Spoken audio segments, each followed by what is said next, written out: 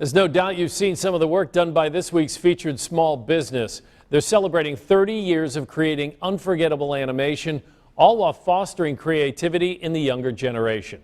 Tonight, our small business spotlight shines on Animatus Studio.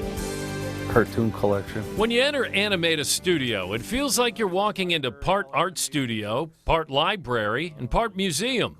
But for almost 3 decades, this small business in downtown Rochester has been bringing characters to life. We do multiple types of animation, mostly 2D hand-drawn, stop motion.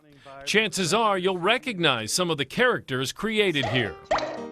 Fred Armstrong started the company, quitting a construction job to make a go of what really interested him, animation. I used to make short Super 8 movies for basically my friends, and we would have parties and watch Monty Python, and I would show my cutout animation afterwards and just have some laughs. Armstrong has a handful of illustrators and animators working for him, where on any given day they may be using clay or paper cutouts to create an animated story.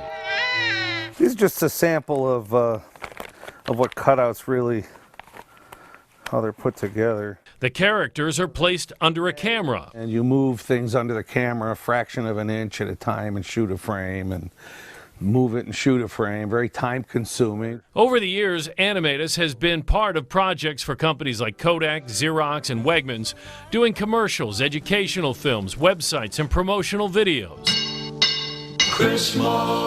But nothing Armstrong has done is more well known to locals than this commercial created for the House of Guitars in 1991. It was all made out of clay and armatures, and we built big sets, and I had a lot of people volunteering and helping me. I'll light your way, Santa, said Armin the blue-nosed guitar man. Now a cult classic, it still runs during the holidays, although it has been remastered in HD.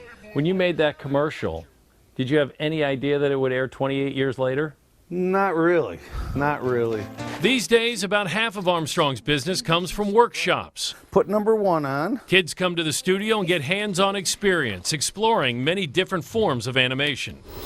Some kids just find it as a creative thing and enjoy it and love it. Some have used it to get into college. Some have gone to college and come back and interned and then gotten jobs in the West Coast or East Coast. One kid started his own gaming company.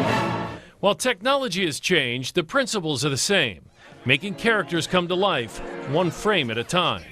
You have a favorite character that you've created? Huh. Well, Durf the Viking is kind of my alter ego. And we have a trilogy of 3 Durf cartoons, and he's usually got my worst personality traits. And 30 years after turning a hobby into a career, Armstrong says he still does it for the love of art. You know, we're never going to get rich here, but we've changed some lives, and it's gratifying.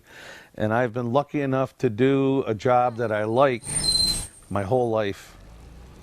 Sure was a lot of fun visiting that studio. If you know of a small business we should highlight, email me at spotlight@whec.com.